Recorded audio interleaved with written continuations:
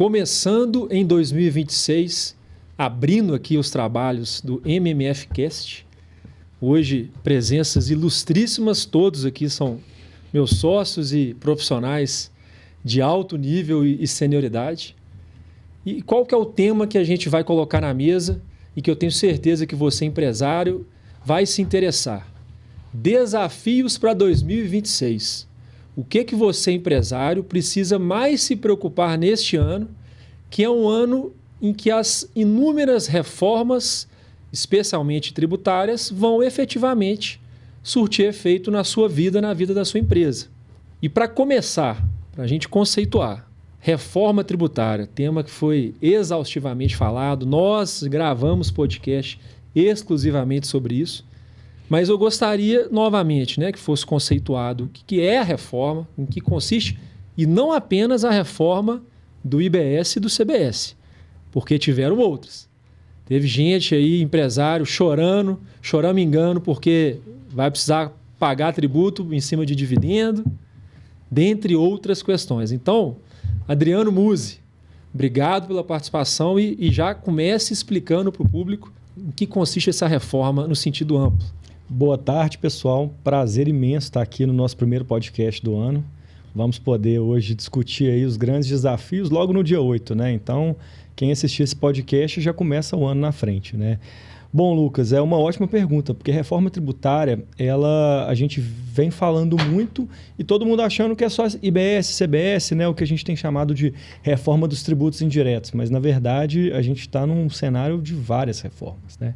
Começando pelo IBS e CBS, basicamente o Brasil vai adotar o sistema IVA, né, o sistema europeu. Então, nós vamos simplificar aquela tributação do consumo, que era muito complexa, né, que ela era dividida entre municípios, estados e União em vários tributos, que muitas vezes se cobrava o mesmo tributo, né, se cobrava 2 tributos sobre o mesmo fato gerador. E agora nós vamos ter uma sistemática que tudo indica será mais simples, né? Depois o Peterson vai falar um pouquinho mais das obrigações acessórias e dos itens que nos aguardam. Mas a ideia dessa reforma é, vamos acabar com o ISS, que é um tributo municipal extremamente complexo, cujas regras do município que se cobra geram muita discussão. Vamos acabar com o ICMS, que é 27 legislações diferentes, tratando um tributo muito complexo. Cada estado tem um conceito do que se pode, do que não se pode tomar crédito. Guerra fiscal, benefícios, né? Um cenário extremamente complexo. Outro dia eu tratava com um empresário que ele tinha que passar o produto em 3 estados para capturar melhor os créditos. Porque aí ele saía de Minas com determinado benefício, ele ia num outro estado que dava um benefício para aquela alíquota menor de 7% para depois vender para um terceiro estado. Isso é uma loucura, né? Quer dizer, não faz nenhum sentido econômico, mas a atividade é toda voltada para se pagar menos tributo, né? Então, o ICMS também acaba. E na esfera federal, o IPI vai continuar de forma muito residual, nem vale a pena a gente falar muito, e o PIS/COFINS também deixam de existir. Todos esses tributos vão virar o IBS e CBS. E a gente já falou desse tema, já explicou o que é a reforma, né? O que é importante dizer é, já não temos mais um cenário de teremos, não teremos uma reforma, não, nós temos uma reforma e essa reforma já começa esse ano. É pequeno o que está acontecendo esse ano, mas é o primeiro ano já da nova sistemática, né? Algumas pessoas aí já viram e-mails de, por exemplo, do Google, dizendo que vai incluir os novos tributos, né? A gente já começa a sentir os novos tributos chegando, já temos teste, alíquota teste, muita coisa que eu vou pedir até para o Peterson explicar um pouco melhor o que está acontecendo nesse ano. Mas, no meio desse cenário da reforma dos indiretos, nós tivemos a reforma dos diretos. A gente esperava que seria, quando eu digo diretos, eu estou me referindo ao imposto de renda. A gente esperava que seria uma reforma que viria de uma forma estruturada e organizada como um todo. Mas o governo optou por fazê-la em fatias, né? Ou melhor, quando o governo tinha que bater alguma meta fiscal, eles aumentavam alguma coisa do imposto de renda. E jogada política também, obviamente, né? Total. Então, nós tivemos 2 grandes mudanças no ano passado que vão impactar muito os empresários. Primeira, tributação. A gente está chamando de tributação dos dividendos, mas é muito mais do que isso. É o imposto de renda mínimo, né? Ou seja, nessa nova sistemática, as pessoas que têm acima de R$600 mil de renda, observadas todas as regras, não é uma legislação tão simples assim, elas vão estar sujeitas a uma tributação mínima de 10% sobre a renda. E aí o sistema, né, do imposto de renda vai calcular isso com base em diversos fatores, né? E essa tributação ela começa como a alíquota menor, a partir de 1.200.000 ela tem que ser pelo menos 10%. Né? Tributação incidente sobre as receitas pagas por uma empresa à pessoa física do empresário. Todas as receitas que a pessoa física do empresário receber. Vai ser feita uma conta. Por exemplo, investimentos. Investimentos nós já temos toda a tributação na fonte. Né? Vai ser feito um cômputo de tudo, com algumas pequenas exceções que a lei trouxe. Né? E dentro daquele cômputo vai se calcular. A alíquota dele foi 7%. Não, deveria ser 10%. Então ele vai pagar um adicional dos 3%. Temos também um imposto de renda retido na fonte, pago pelas empresas aos sócios pessoas físicas acima de R$50.000. Esse é bem simples. Pagou 51 mil, pagou 51 mil, já era. Né? E teremos também teremos esse cômputo no final, né, que vai se apurar se essa pessoa superou ou não 50 mil. Nós tivemos aí no final do ano, né, uma corrida pelas atas, né, porque a legislação previu que as empresas que tivessem lucros acumulados poderiam distribuí-los desde que aprovado pela Assembleia ou pelo órgão competente da empresa, até 31/12. Então, no dia 30/12 aí, eu saí do escritório meia-noite, porque a gente estava fazendo as atas, ajudando os clientes. Né?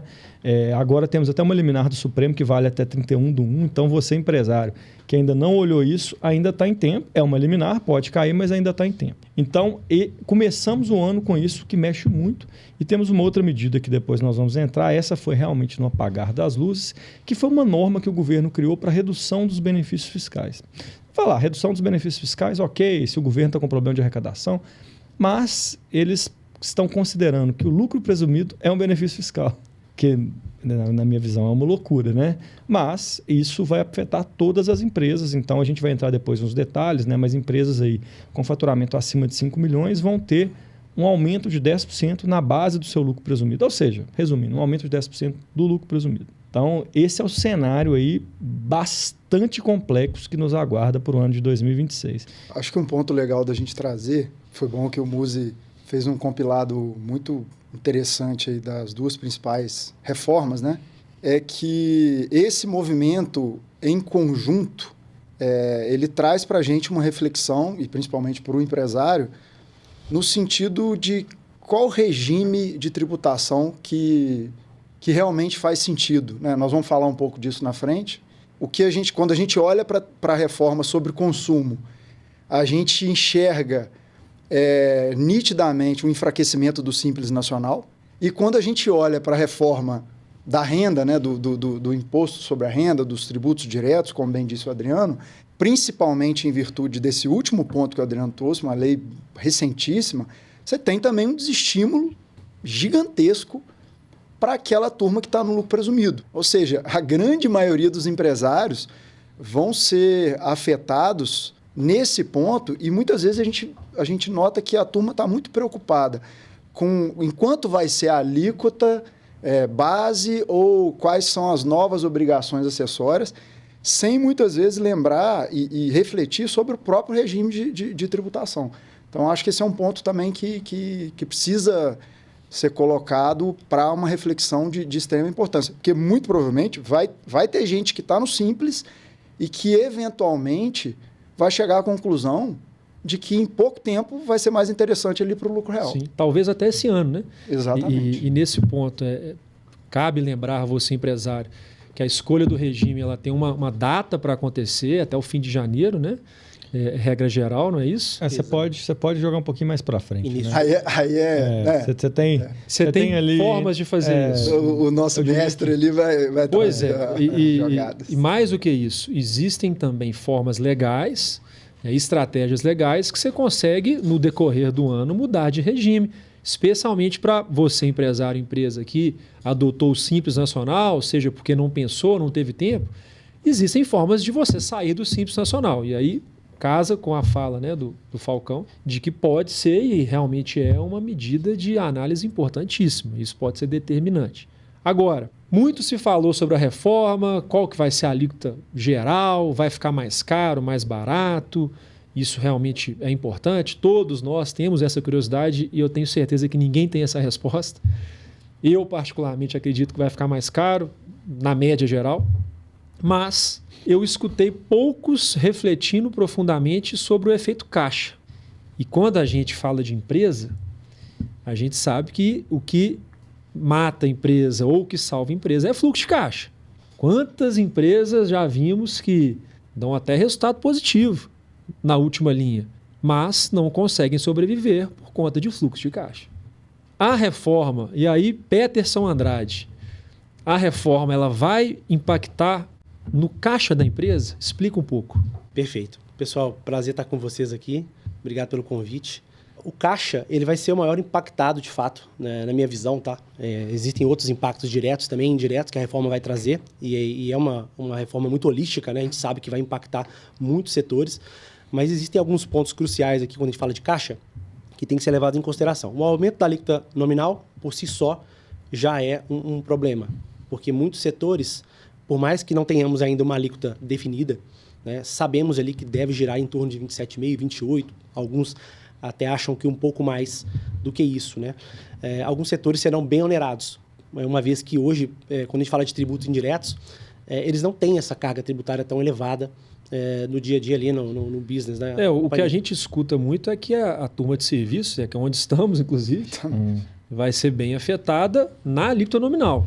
Exatamente. A reforma ela vai trazer um impacto muito grande. A gente fala que o setor de serviços ele vai pagar a conta da reforma, né? O que é muito triste, né? Que é um motor muito importante da nossa economia. Então, o caixa para o setor de serviços, em especial, vai ser muito impactante, só pelo aumento da alíquota nominal.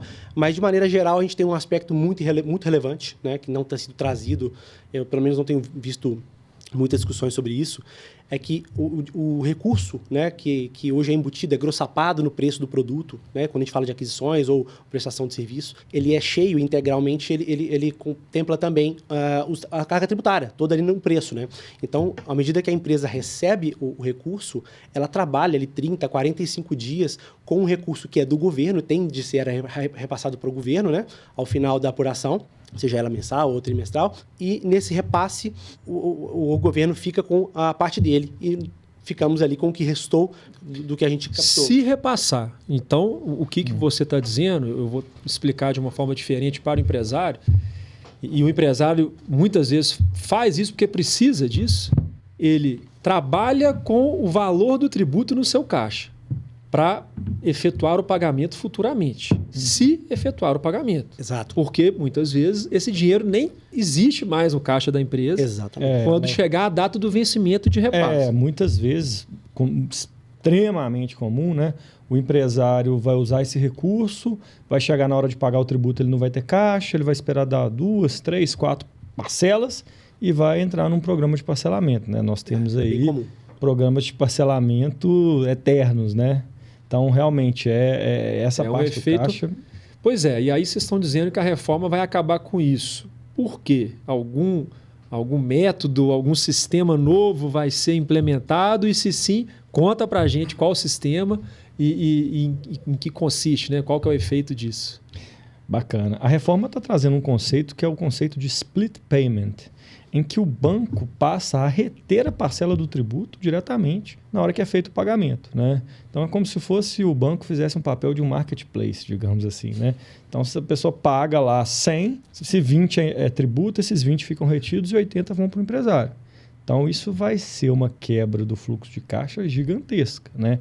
Porque, como o Peterson falava, por que o empresário demora 30, 40, 45 dias? Porque entra o valor no caixa dele com o tributo, né? E ele vai vender para depois pagar o tributo. E o que você paga o tributo sempre no mês subsequente, no final do mês subsequente. Então, às vezes, um recurso que entrou cheio e o tributo da venda desse produto, ele vai ser dali a 90, 120 dias. Então, tem um impacto gigantesco. E uma outra coisa muito importante, o Brasil é um país de juros altos, historicamente. Hoje nós temos aí uma Selic de 15% que está quebrando várias empresas ou colocando em extrema dificuldade empresas que antes navegavam, né? Então, mexidas em fluxo de caixa tendem a ser extremamente prejudiciais para as empresas no Brasil. Não são tantas empresas que têm caixa forte, né? que mantêm boas reservas, né? Eu diria que até a minoria. Né? A cultura aqui é vendendo almoço para comprar o jantar. Né? Então, isso vai impactar de forma muito importante. E um outro ponto é o split payment. Se não adotado, a empresa vai poder utilizar a sistemática normal, mas com uma ressalva, desde que o imposto tenha sido pago pelo anterior da cadeia. Então, o que eu já vi, o Peterson pode até dizer melhor, mas o que eu já vi no teste do sistema é que o crédito vai ficar alocado, mas ele vai ficar meio transparente. Ele só vai ficar...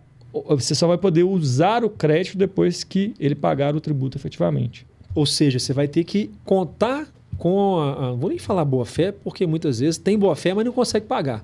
Mas você vai precisar contar com o fato de que a pessoa que está transacionando com você, a empresa, a outra empresa, ela vai efetivamente pagar o tributo.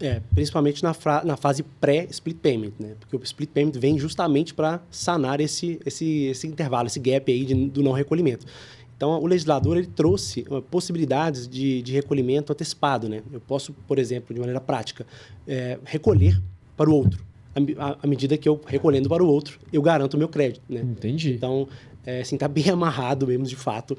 A gente vai ter a tendência que acabe ou mitigue muito a sonegação fiscal, né? Porque hoje eu vou deixar de comprar sem nota, principalmente, porque eu vou querer eliminar aquele custo do tributo dentro da minha aquisição. Né? Você vai deixar de comprar sem nota, certamente, e possivelmente você, empresário, vai evitar comprar de quem não te dá crédito.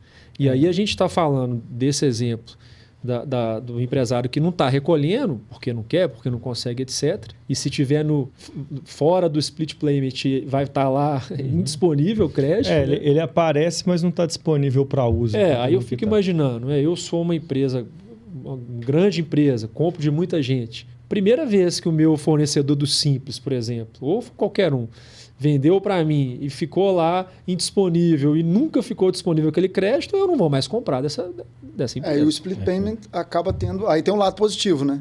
De você garantir a tomada do crédito na medida que você tenha o efetivo comprovação do recolhimento. Então, assim...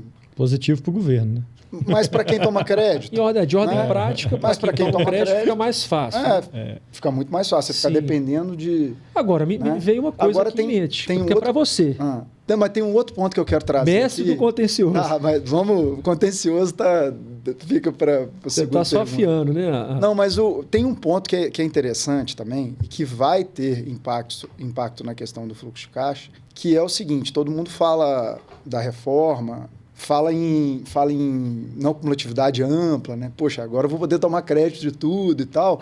Só que a gente já sabe que hoje a turma não trabalha só com tributo nos 30, 45 dias que o Peterson comentou, mas também trabalha com crédito. Levanta-se crédito, apura-se crédito de toda e qualquer origem, mas principalmente PIS/COFINS, e se utiliza, né? A gente pode utilizar ou extemporâneo, né? No ajuste ou fazendo a retificação, enfim, tem inúmeras formas. Existe o risco de ser fiscalizado, mas esse risco ele hoje consegue ser um pouquinho mitigado. Com o novo cenário, me parece que assim, os controles eles vão ser muito mais eficientes.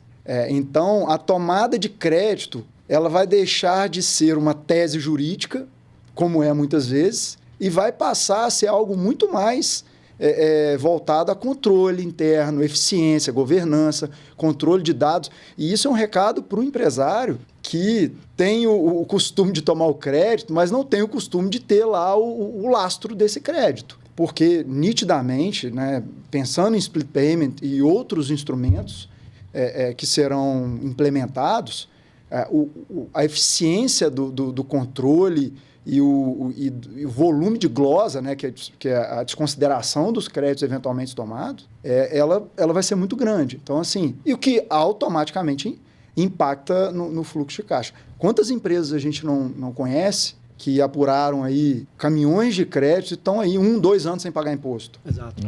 Né? Contando com 5 anos de eventual fiscalização da Receita. Com um sistema totalmente integrado e eficiente, como se promete, essa questão do crédito vai ser legal, porque a não cumulatividade, de fato, promete ser ampla, mas vai exigir do empresário um controle muito maior. É um ponto que a gente vai tratar também. Queria trazer dois centavos aqui sobre o que você falou. Excelente. A lei, realmente, ela prevê um crédito amplo. E isso é um ponto claríssimo na legislação. Basicamente, só serão excluídos itens pessoais, né? Itens que não têm relação com a atividade da empresa. Só que eu discuti, a gente estava no congresso do IMDT, né? Eu falei sobre guerra fiscal, que foi bem interessante até para estudar sobre esse tema, né? Mas a nossa discussão é, beleza, imaginemos, nós todos conhecemos o Brasil já há um bom tempo, né? Todos os estados têm aparatos de fiscalização, estados, municípios, com fiscais que são concursados, né? Que não podem ser demitidos. E agora vai chegar uma nova legislação. Alguns estão lá há muitos anos e tudo mais. Vocês acham realmente que eles acostumados a um conceito de crédito totalmente restrito, que de repente vai virar uma mil maravilhas, né? Vocês acham que isso vai acontecer? A visão certamente de todo mundo é que não. É que esse conceito de uso pessoal vai ser muito utilizado para dizer, não, isso aqui não tem relação com a sua atividade. Então, assim, esperamos ainda um cenário bem tortuoso até se pacificar. E complementando, essa reflexão é muito interessante, por quê? Porque quando a gente fala de perfil de fiscal, perfil de Estado, nós estamos num país continental. Cada região tem a sua cultura. Vamos fazer uma comparação aí da Secretaria de Fazenda com uma empresa, né? O que tem de mais importante ou de mais influente numa empresa? É a cultura da empresa. A cultura é a base da empresa. É o que norteia, é o que realmente faz a empresa viver. E aí a venda, o faturamento, o serviço é consequência da cultura. Agora vamos olhar para a Secretaria de Fazenda. Realmente, será que vai haver uma unificação de cultura? Se a gente pegar um fiscal de um estado que é considerado tecnicamente, para fins de ICMS, como estado pobre, e a gente sabe bem qual é a conduta do fiscal nesse tipo de estado, que é de ser mais agressivo em relação a um estado como, por exemplo, o estado de São Paulo ou até o estado de Minas, que são estados tecnicamente considerados pela legislação como estados ricos. A cabeça da fiscalização, a formação de cada critério, né? Cada secretaria de fazenda é diferente. Agora nós vamos unificar isso tudo.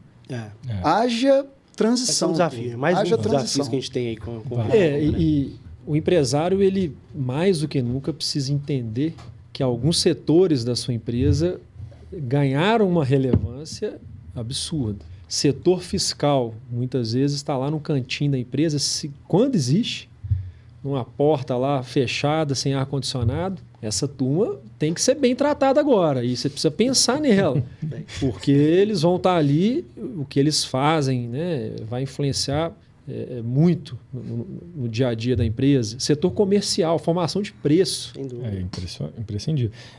Assim, como a gente está falando de 2026... e 2026 nós temos o sistema ainda em teste, a palavra é se prepare. Você está atrasado, mas você ainda tem tempo. Essa palavra foi de 2024, né? 2024 foi renovada. Aí no ano passado nós fizemos esse trabalho em várias empresas, que é uma modelagem, né? Como vai ser a reforma na sua empresa? Você vai ter um problema de caixa. Exemplo, né? Fizemos um cliente que tinha um benefício fiscal. Como é que funciona? Tudo que ele compra sem o ICMS. Então, ele vai pagar o ICMS, um percentual fixo da venda. Ou seja, ele não tem o custo do tributo na hora que ele paga para o fornecedor dele. Ele paga sem o ICMS. Agora não, ele vai comprar, vai vir com o IBS-CBS, ele vai importar com o IBS-CBS. Então, ele vai ter que botar mais dinheiro na frente e vai demorar mais até quando ele receber o produto da venda. Então, esse tipo de reflexão que tem que ser feito, né? O empresário tem que entender, na atividade dele específica, quais são os impactos. É uma coisa que não dá para ser padronizada, é de empresa para empresa. Não dá para dizer que é só trocar imposto, né? Malha de fornecedores. Além. Você tem muito fornecedor no Simples? Então você já precisa buscar novos fornecedores e desenvolvê-los, porque o crédito do Simples vai ser menor, a não ser que o fornecedor fique numa sistemática que ele pague, né, IR, CS no Simples e os demais tributos na nova sistemática. Então, assim, são reflexões que estão se tornando muito urgentes, porque 2027 já vem o grande porrada da reforma, primeira grande porrada, digamos assim, que é o final do PiscoFins. Peterson, explica aí, o que vai acontecer esse ano, na prática, para o empresário? De fato, é um ano teste, né? Mas a ideia era que as empresas já se preparassem há alguns anos, né? Que desde que a reforma estava sendo discutida, quem se preparou está passando por esse ano teste com um pouco mais de tranquilidade. Mas, sendo prático, basicamente o que vai acontecer é que a IBS e o CBS elas vão entrar hoje na apuração da empresa. Como? Nós ainda não temos a alíquota pré-definida. Sabemos ali enquanto ela deve girar, mas vai existir uma espécie de calibragem dessa alíquota por meio de uma fração de 0,9 para o IBS e 0,1% para a CBS. Não vai onerar também, tá? Essa alíquota adicional ela não vai onerar hoje a apuração da empresa. Ela vai transitar ali da mesma maneira que ela entrar, ela vai sair sem ter impacto nenhum de caixa. Como crédito, né? Exato, nem como, exatamente, como crédito. Vai acontecer exatamente isso. Ela vai entrar e vai sair do jeito que ela entrou, sem ter nenhum tipo de impacto pecuniário. No primeiro momento, porque existem algumas pegadinhas, inclusive, né, com relação a isso, porque a turma que não se preparou com relação à inclusão das tags, né, do XML, etc., as classificações fiscais, elas entenderam que elas iriam passar ilesas por esse processo em 2026. Deu-se uma gordurinha ali para a turma se adaptar, mas tem uma pegadinha lá na legislação que no texto diz que quem não se adequar estará sujeito ao recolhimento. Então, vamos aguardar. E eu aposto que a maioria ainda não se adequou. É uma multinha de 1%. Né? Exato. Ao invés de ser a alíquota é 28, 27, 26, 28, mas quem não seguiu o procedimento, que seria simplesmente um teste e para o tributo transitar, né, ele vai ser estornado no final, vai pagar esse 1%. Exato. Então, assim, esse ano já tem impacto. Né?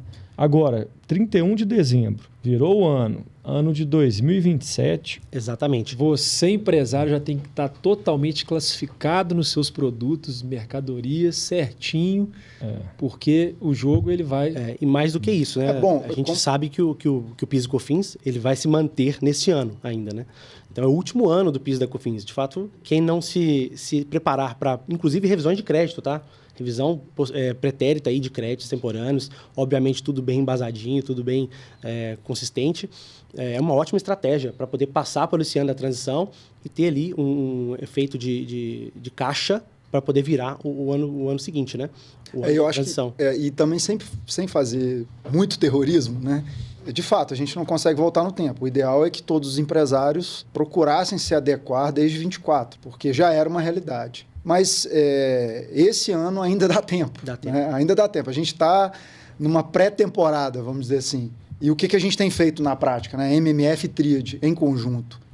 Nós temos feito não só a questão da modelagem, que é um trabalho mais avançado, mas uma demanda que tem crescido muito é a demanda de workshop in company, que recentemente eu e Peterson fizemos numa multinacional em São Paulo e estavam presentes aí na plateia a turma de compra, de vendas, a turma do chão de fábrica mesmo, da indústria, contabilidade, fiscal, enfim, todo mundo ali preocupado com a sua respectiva função e o que a reforma vai impactar naquilo. A questão que a gente vai falar um pouco da precificação, né? E aí vai envolver a questão contratual. Exatamente. A turma de contratos também estava lá, doutor Lucas. Sim, então, assim, é um trabalho bacana e que dá para ser feito, obviamente, juntamente com todos os outros trabalhos de adequação à nova sistemática e que dá para ser feito esse ano com uma certa tranquilidade ainda, mas precisa ser feito. Acho que agora realmente ligou o relógio,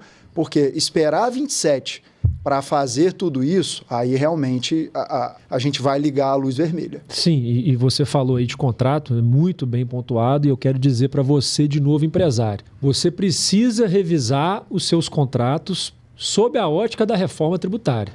Vou te dar alguns exemplos para justificar essa minha fala e orientação. Você precisa constar no seu contrato uma cláusula que te dê condição contratual de revisar o seu preço caso o efeito da reforma tributária ele atinja um patamar que você não vai conseguir suportar. Isso precisa estar lá no contrato, escrito. Outra sugestão, a gente chama tecnicamente de cláusula de gross-up. O que é isso? E é comum no exterior, né, a gente receber propostas em que o valor da proposta ele é livre de impostos. Se for o caso, é importante você constar no contrato que o seu recebimento ele é livre de impostos, que aquele valor que você combinou, que está contratado, ele vai ter que ser recebido na íntegra e sem nenhum tipo de retenção ou tributação.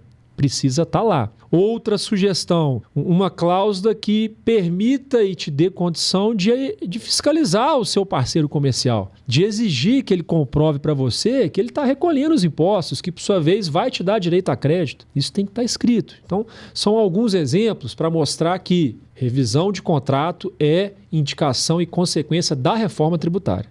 É uma das grandes consequências, né? São todos os aspectos da empresa, né? Então, assim, a gente até nos trabalhos apresenta como uma mandala, né? De todos os pontos que a empresa precisa olhar, né? Então, assim, ponto comercial, formação de preço, sistema. Você falou da turma do fiscal, a turma do TI, meu amigo. Eles estão sofrendo primeiro. A sala deles tem que ter um ar-condicionado que gela mais que a turma do fiscal, porque... Geladeira com Coca-Cola. Com Coca-Cola. Não, é engraçado que a parte de contratos, né? A gente estava avaliando ontem para um cliente. Você tem que ter uma postura para quando você é contratante e outra para quando você é contratado. Então, você pega uma empresa gigante que tem lá inúmeros clientes, fornecedores, enfim, e 300 tipos de contrato. Tem que ter um cuidado muito, muito, muito grande. Aí eu volto, né, puxando para o que eu falei há pouco. Ainda dá tempo. Esse ano é um ano que deve ser realmente aproveitado pelo empresário para colocar a casa em ordem. E passar essa mensagem também, né? Porque me parece que a reforma tributária é só fiscal, é só o pessoal de tax que vai ter que trabalhar até mais tarde. Não estou dizendo que todo mundo tem que trabalhar até mais tarde, não, mas não, pelo contrário, né? Desde o time de suprimentos até a última ponta ali, o pessoal do faturamento, todo mundo tem que entender que vai mudar. Alguma coisa vai mudar. Então, se a gente tinha já um problema com relação a gaps que acontecem no dia a dia, é uma ótima oportunidade para poder sanar. Começar do zero, porque está todo mundo começando do mesmo lugar, né? Estamos startando ali a companhia inteira, todos os setores do mesmo lugar. Time de tax, principalmente, contabilidade, né? Esse deve liderar, inclusive, aí essa transição, mas todos os setores devem ser impactados de maneira direta. Eu vou descer um pouquinho agora na linha da DRE e vamos chegar lá embaixo, na hora em que se apura resultado. Se tiver, aliás, resultado vai ter, né? Pode ser positivo ou negativo. Resultado mas sempre se chega a um, né? Vamos imaginar que ele é positivo. E aí, a entrega do resultado, do dinheiro no bolso do empresário. Você falou no início aqui do nosso bate-papo que tivemos uma reforma focada, parte dela, nessa situação. Vai pagar o empresário. Como é que é isso na prática? Tem que existir preocupação nesse momento? E se tem, por quê? Simplesmente pagar, fazer transferência da empresa para o empresário, está tudo bem ou não está? Vamos explicar um pouco disso. Lembrando vamos fazer daquele bate-papo que a gente teve vindo para cá, né? Empresa que tem débito, distribuir lucro. Vamos fazer um pouco de história aqui, que eu acho que é legal contar a origem, né? O Brasil se baseou numa legislação de empresas da OCDE para criar esse imposto de renda mínimo, que é o Pillar 2. Foi uma sacada muito inteligente. Assim, gente, eu sou explicitamente contra qualquer aumento de tributo, ainda mais num país igual ao nosso. Mas você tem que reconhecer que, no mínimo, essas mudanças que a gente vem tendo do imposto de renda são boas normas. Se for olhar do ponto de vista técnico, né, a lei das offshores, tecnicamente, é muito boa. Né? A lei que tributou os fundos, muito boa. E essa foi o seguinte, eles viram o conceito do Pillar 2, o que é? Inclusive, tem uma notícia hoje aí, dizendo que os Estados Unidos conseguiu se isentar disso, mas que todos os países vão fazer, no âmbito da OCDE, um acordo que o país tem que tributar no mínimo 15% da renda das empresas. Essa é a lógica do Pillar 2. Se o país não tributa, um outro país que ela tem a sede originária ou que ela tem um estabelecimento pode tributar a diferença. Então, baseado nisso, eles falaram, vão criar um imposto de renda mínimo. Ou seja, a pessoa não pode pagar menos que aquilo.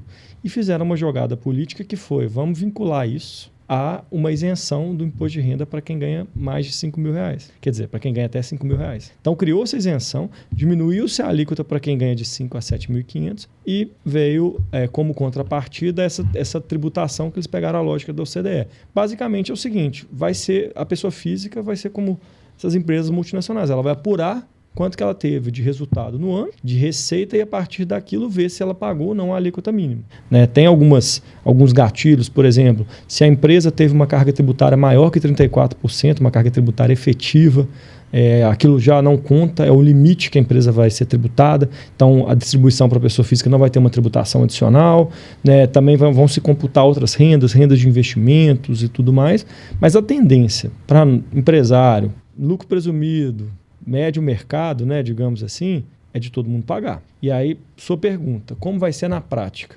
Na prática, a empresa pagou acima de 50 mil retenção de 10%.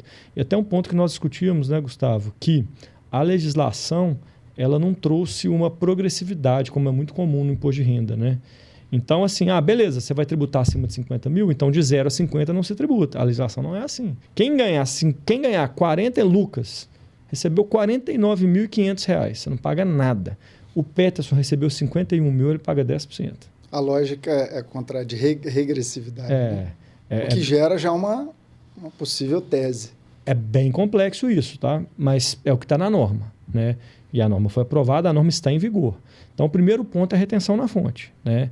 E aí pode acontecer do Lucas, por exemplo, ter 20 mil reais de renda em 5 lugares diferentes. Ele não vai ter retenção nenhuma na fonte. Ele está ileso? Não. Porque na hora que chegar no ano que vem, quando ele for apurar o imposto de renda dele, ele vai levar lá, olha, eu recebi 1.200.000. E aí o sistema já vai calcular a alíquota mínima e ele no ajuste vai pagar esses 10%. Então, você tem duas coisas. O que é realmente o tributo é o imposto de renda mínimo. A técnica de arrecadação é retenção na fonte, ou caso você não se enquadre na retenção da fonte por múltiplas fontes e tudo mais, você vai pagar no ajuste, né? Mas no final do dia você paga de um jeito ou de outro, né? Então, assim, primeiro ponto dos empresários é uma estratégia para não se sujeitar à retenção na fonte. Por quê? Porque retenção na fonte ela é terrível, né? Imagina, você vai receber um valor agora, você teve um mês excepcional, ganhou 55 mil, você tomou 10% de retenção na fonte. Os outros meses todos você ganha 20. Sabe quanto que você vai receber dinheiro de volta? Você vai declarar no ano que vem, no final de maio, para receber nas restituições. Você pode receber daqui a 1 ano e meio. Né? E nós estamos dizendo um cenário que o dinheiro é caríssimo. Você está emprestando dinheiro para o governo sem juros. Basicamente isso. Né?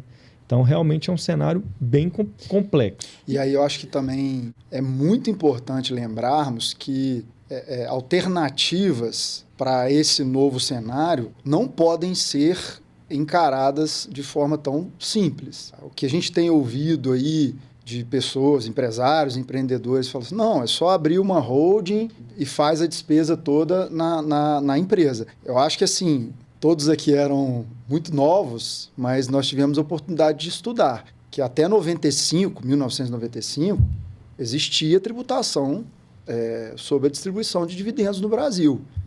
E quem tentou usar esse artifício de concentrar as despesas na PJ, inclusive para questões pessoais, enfrentou sérios problemas com a Receita Federal. Inclusive, até hoje, a gente consegue identificar julgados do CARF com decisões relativamente recentes, no sentido de considerar esse planejamento como distribuição disfarçada de lucros. Então, eu acho que é um recado importante.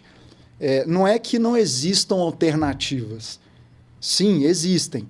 Cada caso tem que ser avaliado de forma individualizada. Cada pessoa vai ter 1, 2, 3, 10 fontes de renda distintas, e o que a gente recomenda é que ela procure um profissional que tenha conhecimento para, junto com ela, avaliar o que ela pode fazer para reduzir esse impacto, para diferir o pagamento, tudo dentro da norma, para evitar lá na frente que a Receita autue e que ela tenha que pagar, e além do tributo que deixou de ser pago, multas estratosféricas que nós conhecemos. O que nós discutíamos, né?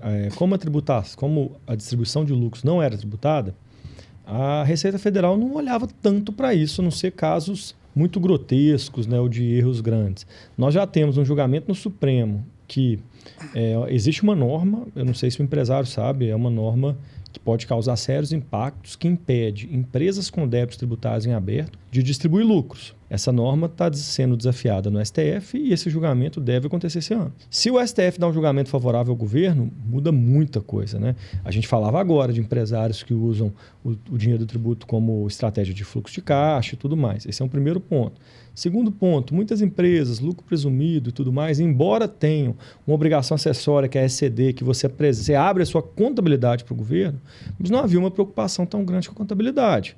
Agora vai haver, porque você tem que distribuir o que realmente é lucro, né? E o governo vai querer ver se você está distribuindo além do lucro ou não, porque agora o lucro ele é uma fatia que pode vir a ser tributável. E como o Falcão disse, então assim, cautela e há possibilidade de planejamento? Sem sombra de dúvidas. O primeiro foi o que a própria lei trouxe, a ata, né? Você aprovou uma ata lá, sua empresa tem R$1 milhão de reais de lucros acumulados. Você vai distribuir na medida que você for precisando. Você tem até 2028, né? Então, a primeira estratégia é ter feito uma boa ata. Essa aí já foi. Ou quem não fez ainda, até 31 de janeiro dá tempo. Né? Fez essa ata, viu os lucros acumulados, a estratégia de como vai distribuir, né? planejamentos, aí entra um planejamento patrimonial sucessório ou focado apenas na parte operacional. Você pode utilizar uma estrutura de holdings. Despesas na empresa, muita cautela, avaliar despesa por despesa. Algumas são possíveis, plano de saúde, natural, veículo, utilização na atividade da empresa, quase todo mundo utiliza.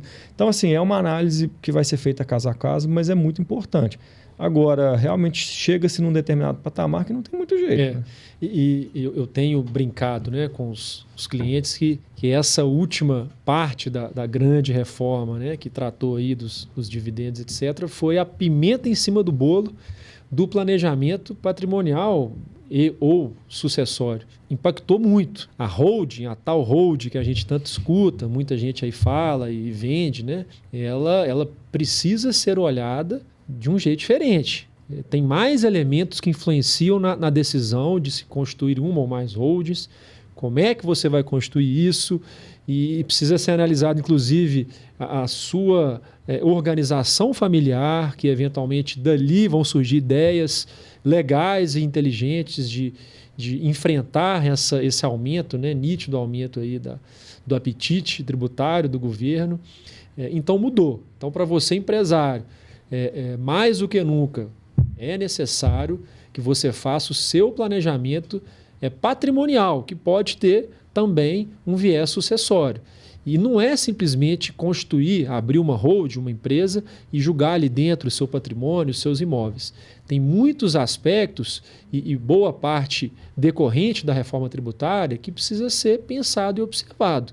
E o momento é este, correto? Com certeza. Correto. Tanto para a reforma do consumo quanto para a reforma da renda. Se a gente parar para pensar, por exemplo, em patrimônios preponderantemente imobiliários, né?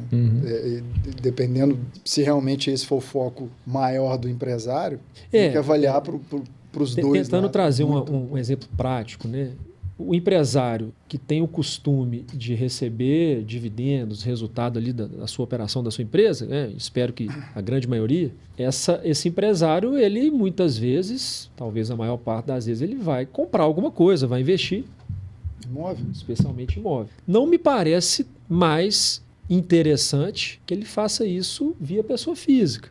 Porque se a empresa paga para ele o dividendo na física, tem o problema do impacto tributário, retenção ou ajuste, etc. Então, será que esse empresário vai participar da empresa operacional por meio de uma outra empresa que ele é dono? E aí essa empresa que vai comprar os imóveis... E é uma análise caso a caso, né? Não, e dependendo do volume do patrimônio imobiliário, a gente começa a falar em estruturas mais sofisticadas, como fundos imobiliários e tudo mais. E aí você já parte para uma outra conversa que tem também um impacto aí até de vantagens tributárias. Enfim, não existe produto de prateleira. Acho que o recado é esse. São planejamentos que têm que ser feitos muito caso a caso, né? Mas são possíveis, né? E uma coisa conversa com a outra, né? A mesma empresa que vai planejar a distribuição dos dividendos tem que se preparar para a reforma também, né? E eu acho que a mensagem é essa, assim, nesse momento eu entendo que vai haver um recrudescimento na Receita Federal ao verificar as demonstrações contábeis que dão laço para a distribuição dos dividendos. Então, isso é algo que hoje era muito solto, né? Nós tivemos uma consulta muito interessante no final do ano de um cliente que estava com um valor alto retido na empresa porque, segundo o contador dele, ele não poderia distribuir acima do limite de lucro presumido. E realmente existe essa norma. Mas a norma fala, se a empresa tiver contabilidade regular e demonstrar que ela teve um resultado maior que o do lucro presumido, ela pode distribuir.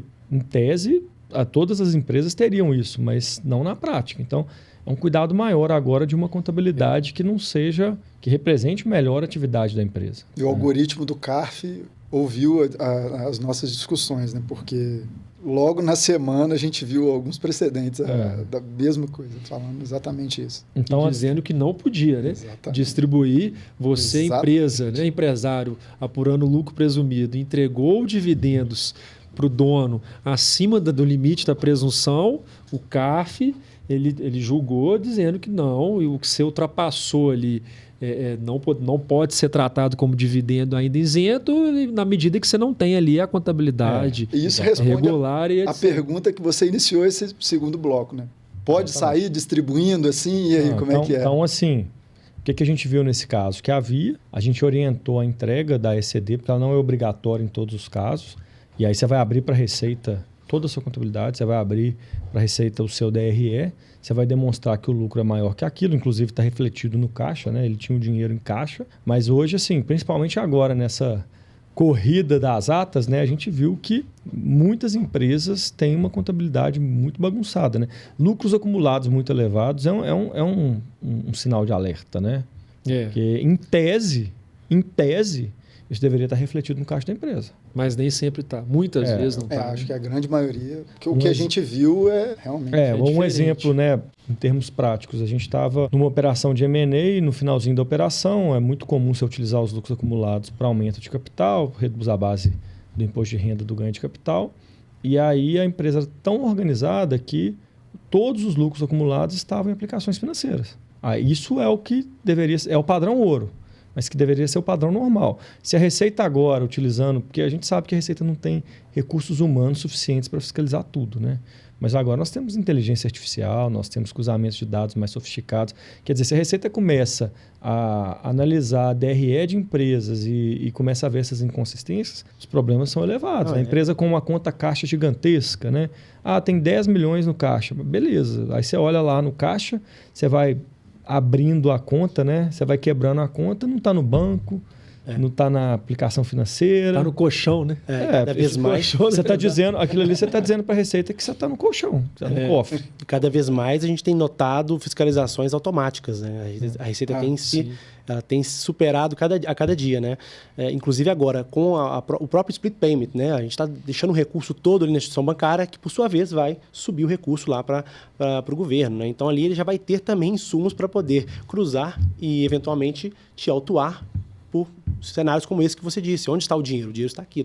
Na sua ECD não reflete... É o início do controle absoluto. Exatamente. É o início do controle absoluto. Estou achando que nós estamos no livro do Apocalipse aqui. Tipo isso. Complexo, né? Depois a moeda digital, depois... Não. Aí nós vamos entrar no... Podemos fazer um próximo podcast com o convidado Renato Amoedo. Aí vai ter a nossa missão, acompanhe nas nossas redes sociais, nossa missão do Cone Sul, vamos ao Paraguai, Uruguai. MMF Tríade no Cone Sul. Porque o cenário brasileiro ficando tão complexo, por que não olhar para outras jurisdições? Né? E é interessante, a gente fala isso aqui, obviamente, em tom de brincadeira, mas o quanto temos sido procurado por empresários, clientes, que escutaram ou que pensaram por conta própria, por que não ir para um país vizinho, um país da América do Sul? Isso não é inteligente, sim ou não, né? Quais são os objetivos? E tem acontecido muito na prática e é uma consequência natural de políticas tributárias que deixam a situação aparentemente mais onerosa, enfim. Agora, vou puxar um outro gancho aqui importante, que eu acho que é o que a gente mais viu em 2025, talvez 2024 também, que é empresa devendo tributo. Realidade, triste realidade. Empresa devendo tributo. É o fim do mundo? Existe forma de organizar isso sempre legalmente? Existem mecanismos?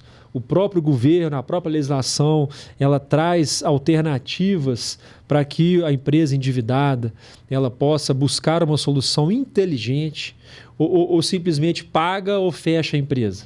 Bom, não é o fim do mundo, respondendo já de forma bem direta. E a gente volta um pouco, acho que vale a pena contar uma história para a gente chegar até hoje nas alternativas que são as mais comuns. Né? Nos últimos 20 anos, ou mais um pouco, o que notamos foi inicialmente um movimento muito grande, né, de parcelamentos especiais, os famosos refis, né, no âmbito das receitas. Pouca oportunidade no âmbito das procuradorias, dos débitos inscritos em dívida ativa. E aí temos muitas histórias para contar, né? Quantos programas de parcelamentos especiais, tanto no âmbito federal, principalmente, né? Mas também nos âmbitos dos estados e municípios. Nos últimos 5, 6 anos, talvez um pouquinho mais, com o advento da regulamentação da transação tributária, que estava agarrado há algum tempo, né? E a publicação da lei complementar, da legislação respectiva, a gente viu claramente uma mudança, né, uma migração dos programas de negociação de débitos tributários das receitas, né, e das secretarias de Fazenda para as procuradorias. E o que tem de interessante nisso? O programa de transação tributária ele é diferente do parcelamento ordinário. O parcelamento ordinário, ou um parcelamento especial previsto em legislação específica, ele não dava ao agente público uma discricionariedade para negociar junto com o contribuinte, a não ser que a lei respectiva trouxesse isso. Mas geralmente não trazia. Então você tinha lá claramente quais eram as faixas de desconto, o número de parcela, enfim. Com a questão da transação, abriu-se a oportunidade de se negociar diretamente com as procuradorias. E isso nós enxergamos com muito bons olhos. É realmente uma alternativa extremamente interessante. Nós temos basicamente aí 2 tipos de transação, né? Tem aquela transação por adesão, que já vem aí o edital pronto, com os benefícios, e que tem sido muito vantajosas para os contribuintes, devedores, mas também tem a figura da transação individual, que é extremamente interessante, tanto para grandes devedores quanto para pequenos devedores, que é aquela transação que você vai sentar com o procurador na mesa, detalhar a sua condição financeira e mostrar para ele o quanto você tem realmente de disponibilidade para pagar, para você, ao mesmo tempo, manter a atividade da sua empresa, continuar gerando receita, pagando tributo e gerando emprego, por exemplo. Então, voltando à pergunta, né, não é o fim do mundo. As transações tributárias federais, estaduais e agora municipais, que vêm caminhando também, elas têm se mostrado uma alternativa muito interessante para os contribuintes devedores. Obviamente que esses contribuintes, eles, antes mesmo de pesquisarem aí o que se tem de edital disponível, ou até mesmo de transação individual disponível, é importante que eles primeiro olhem para dentro de casa, façam um inventário, uma relação, um levantamento dos débitos, para verificar, primeiro, a idade desses débitos, porque geralmente a transação tributária ela beneficia com descontos e parcelamentos mais alongados aqueles débitos mais antigos, que são teoricamente considerados pelas respectivas fazendas públicas como valores de difícil recuperação, e isso gera, às vezes, descontos de 90%. Fizemos alguns trabalhos no ano passado com 60%, 70% de desconto do valor global do débito. Por quê? Porque geralmente não se dá desconto em tributo, né? Multa, com sectários em geral, sim. Algumas multas foram zeradas, porque débitos antigos. Agora, os débitos mais recentes, a gente tem que avaliar caso a caso. Talvez seja interessante o empresário, o contribuinte, focar naqueles débitos mais antigos, tentar fazer uma estratégia de transação com desconto e encaixar aquilo no fluxo de caixa e administrar aquele passivo mais novo até que ele chegue a uma maturidade ideal para que possa ser objeto de uma transação, né? Então, eu acho que a minha fala responde um pouco a pergunta, né, Lucas? E ao mesmo passo, hoje já é possível também desistir dos débitos e dos parcelamentos. Dos débitos não, dos parcelamentos, né? No âmbito da Receita Federal e transacioná-los para o âmbito da Procuradoria Federal. Como o Falcão bem mencionou, é uma estratégia. Tem que ser bem montada, tem que ser bem avaliada, bem estudada. A própria revisão de capacidade de pagamento ela tem que ser bem feita, porque não necessariamente a sua classificação reflete a sua verdade de hoje, né? A sua verdade financeira. Então, existem meios também de comprovar que você, de fato, não tem a mesma capacidade de pagamento dos últimos anos, e aí sim entrar em programas melhores, com descontos maiores, né? E acho que tem alternativa, só trazendo mais um ponto. E alternativa após o desconto, seja em transação individual ou não, ela não se limita somente ao pagamento em dinheiro do saldo remanescente, do saldo negociado. Algumas legislações, né, no âmbito federal isso existe, e alguns estados já estão adotando a possibilidade de você pagar parte ou todo o débito remanescente após a negociação com precatórios de terceiros, inclusive. Isso está regulamentado, né? E aí, eventualmente, se você identifica a oportunidade de comprar um precatório com 40%, 30%, 50% de deságio, considerando a emenda constitucional mais recente, que tornou aí bem desinteressante segurar um precatório estadual, por exemplo, ou municipal, por que não avaliar isso também, né? Você pode pagar com dinheiro, ter o desconto, pagar uma parte com dinheiro e uma parte com precatório que você compra com desconto. Então, existem inúmeras alternativas e cada caso precisa ser avaliado. E assim, imaginando, né, e o que a gente vê na prática, o empresário, no meio dessas informações e dessa complexidade, que realmente existe, né? São editais, são orientações no sentido de revisão da capacidade de pagamento. Ele precisa buscar quem entenda desse assunto. Muitas vezes somos nós advogados, muitas vezes somos os contadores, a turma do fiscal, a turma do financeiro, né? A gente acabou de dizer, quando você pode hoje efetivamente negociar com a Procuradoria Federal e você vai ter que mostrar para ele números financeiros da sua empresa, isso tem que estar bem preparado. É um mix, é um conjunto de profissionais e que precisam sentar na mesa juntamente com o empresário e ajudá-lo nas negociações para que ele consiga alcançar aquilo que é melhor, né? Um ponto que eu queria trazer, saindo um pouco do tributário, do fiscal, é que a dívida tributária ela é um sintoma de um problema da empresa, de caixa, de resultado, e que ela isoladamente não resolve, né? A gente tem uma dor que a gente agora já resolve, tanto com a Tríade como, né, com consultorias empresariais parceiras, que o cliente fala que ele está muito apertado por causa do tributo, mas o tributo ele é um dos problemas, né? Normalmente ele vem acompanhado de vários outros. Então, a transação é importante, hoje a legislação nos permite, mas dentro de um contexto geral. A gente discutia ontem, né, Peterson, um trabalho que a gente está executando na Tríade, dessa forma, com uma consultoria junto para reavaliar toda a situação da empresa, né? Então, assim, você vai avaliar o que está acontecendo, se é um problema de fluxo de caixa, se é um problema de um investimento de CAPEX muito grande, o que levou a empresa a chegar naquele nível de endividamento, né? Um ponto aqui que a gente não colocou na pauta, mas muito importante, está para ser aprovada uma nova lei de devedores contumazes. E isso vai mudar um pouco o jogo, porque há empresas que não pagam tributos, né? E aí tem uma discussão da questão concorrencial, né? E os critérios eles não são tão absurdos assim.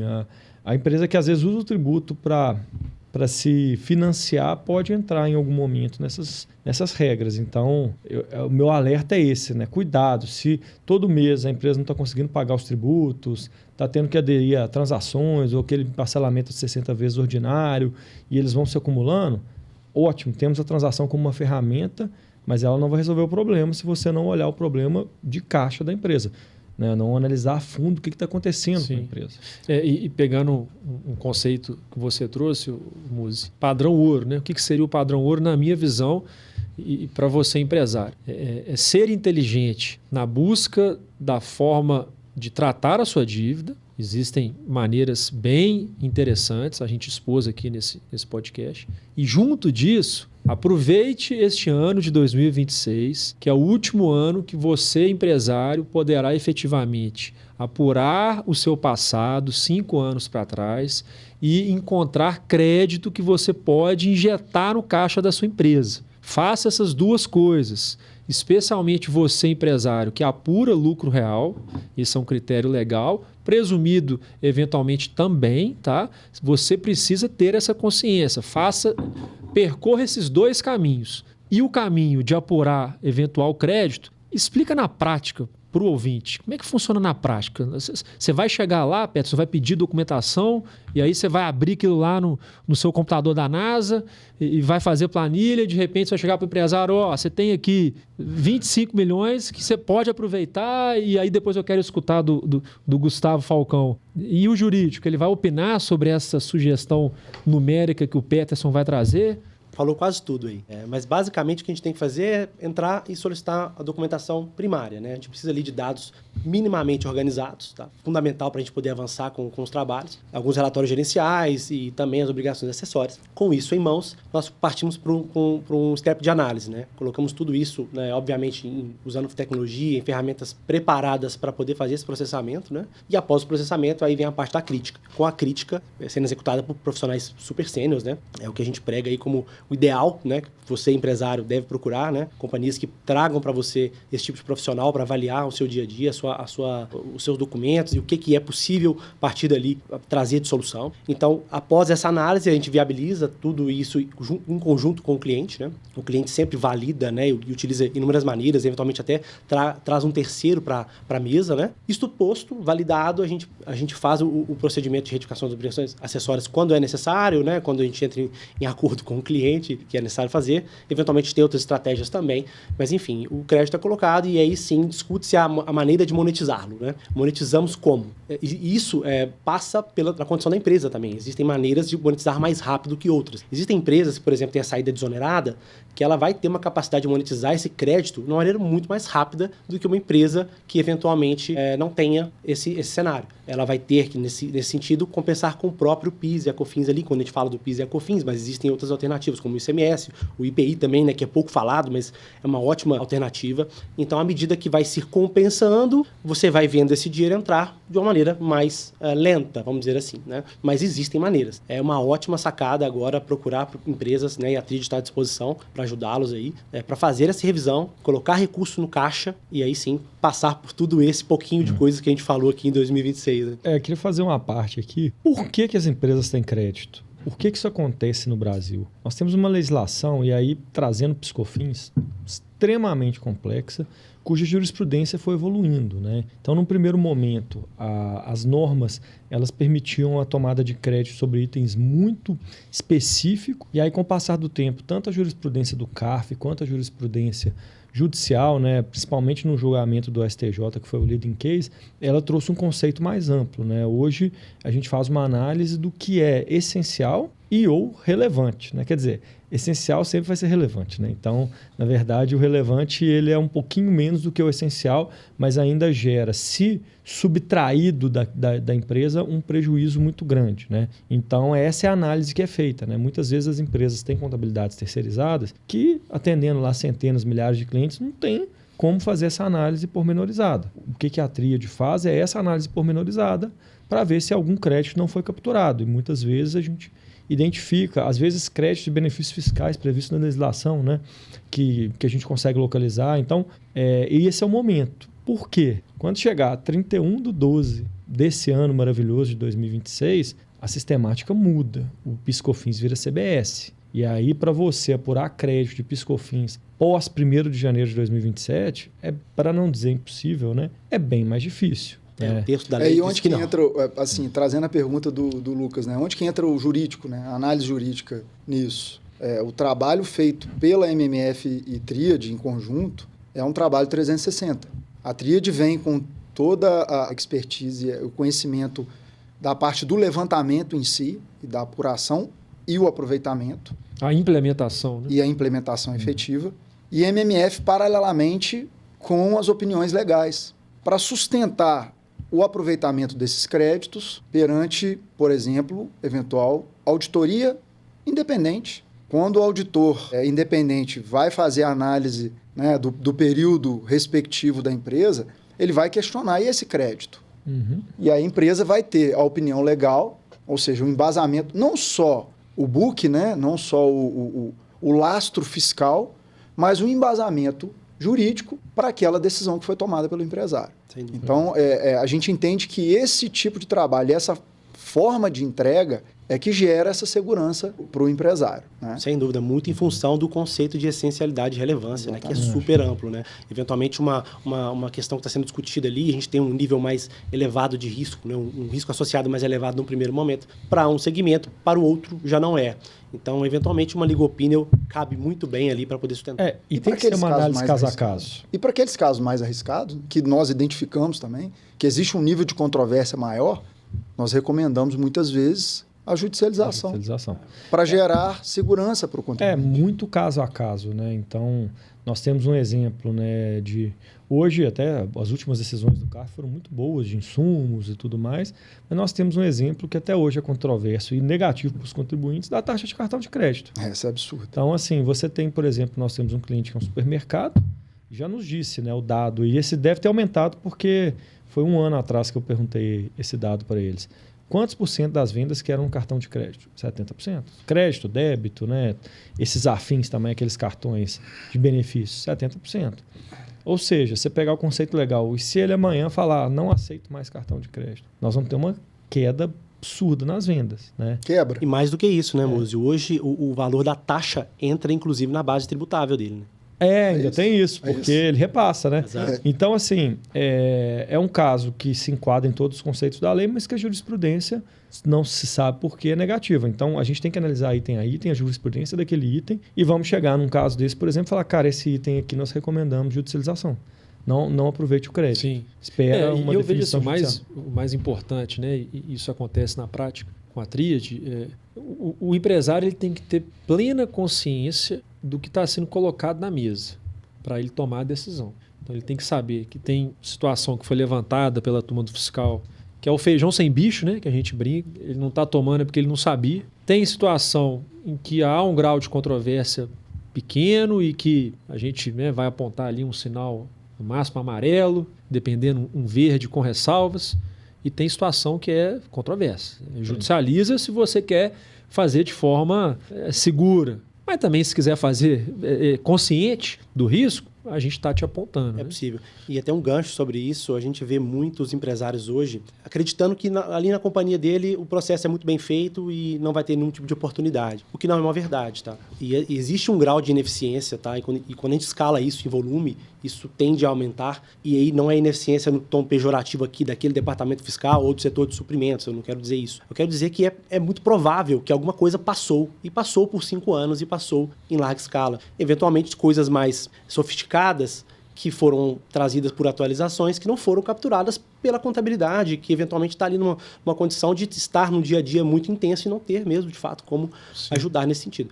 Mais do que crédito de PIS e COFINS, né? A gente consegue conseguimos avaliar os últimos 5 anos ali e avaliar de maneira holística ali, aonde estão as oportunidades seguras. E deixa eu te fazer uma pergunta. O empresário está perguntando isso mentalmente, quando ele assiste esse podcast. É caro para ele fazer isso? Como é que você cobra? Como é que a tríade cobra? A tríade, normalmente a gente cobra no sucesso, né?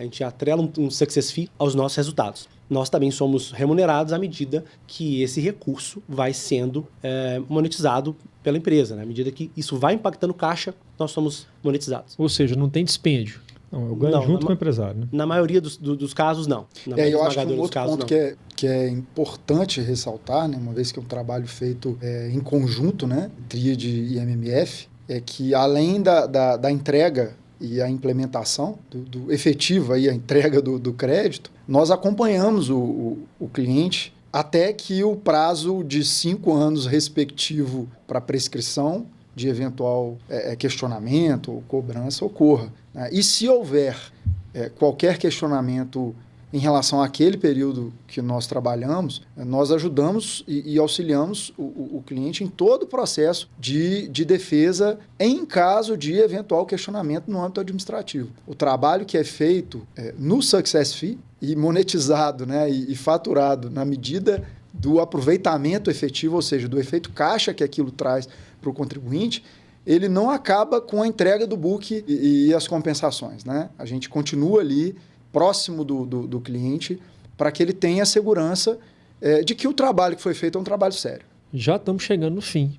Já tem mais de hora que a gente está batendo. Vamos falar de crédito acumulado, de PIS e COFINS, a partir de 27? Quer entrar nesse tema? Senhora. Dá mais 2 horas. Aí. Mais 3 horas de conversa. Quero agradecer demais, né, a presença de vocês. A gente começar o ano trazendo esse nível de informação para o empresário é não só interesse nosso, mas acho que é dever das nossas profissões. E a gente quer que o empresário absorva o conhecimento que foi deixado aqui, porque isso vai influenciar muito na operação dele e em um momento extremamente estratégico e crítico que a gente vive, né, nesse país. E vou passar a palavra para cada um. Agradecer e, principalmente, olhar para a câmera da verdade, cada um tem a sua, e no máximo 30 segundos, tá? Para você dar aquele recado de início de 2026 para o empresário. Eu vou começar por você, Adriano Musi. Bom, muito obrigado aos sócios que estão aqui na mesa, né? E a quem está assistindo. É sempre muito bom trazer o nosso conhecimento, compartilhar, discutir, né? A gente vai aprendendo aqui com o que cada um fala, então são momentos muito enriquecedores para a gente. Bom, o que eu digo para o empresário esse é um ano de... Você já está atrasado. Se você já não fez uma modelagem da reforma, uma análise, um planejamento para a questão da tributação dos dividendos, se você está no lucro presumido e vai ser impactado, esse é o ano de estruturação, né? Esse é o ano que não dá mais para adiar. A estruturação tem que ser feita agora, o quanto antes, para entender os impactos da reforma e entender como que vai ser a empresa a partir de 2027, nos diversos âmbitos, desde o âmbito da distribuição para a pessoa física, como no âmbito da atividade da empresa. Então, esse é o ano de tomar as providências, de buscar assessoria e de se organizar. Peterson Andrade, recado para o empresário. O Adriano já falou aí bastante que 2026 é um ano desafiador e a turma está atrasada, a maioria deles, né? Mas dá tempo ainda. Então, assim, não procrastinem, não deixem para amanhã. Tem muito tema na mesa, tem muita coisa urgente, tem muita coisa importante, estratégica. A reforma ela é estratégica, ela é holística. Então, assim, traga o seu time para a sua mesa, mostre para o seu time a importância de se preparar para isso, tá? Então, assim, começa por aí, começa por você. Basicamente, toma iniciativa e ainda dá tempo. Gustavo Falcão. Bom, quero agradecer aqui a oportunidade de estar ao lado de 3 gigantes, 3 amigos, colegas, irmãos, e fazer das palavras do Peterson e do Adriano as minhas palavras, para não ficar repetitivo. Dizer que estamos aí à disposição de todos os parceiros, clientes, enfim, todos os empresários, para realmente caminharmos esse ano aí junto. Não vai ser um ano apenas de deserto. Entendo que há muitas oportunidades que precisam ser tratadas. E é isso, é uma gratidão muito grande participar desse podcast e dizer a todos que, antes de mais nada, nós temos que confiar em Deus. Confiar em Deus. E todas as decisões que forem tomadas têm que ser com base naquilo que Ele nos ensinou. Amém. Obrigado, senhores. Até a próxima. Foi um prazer. Obrigado a vocês.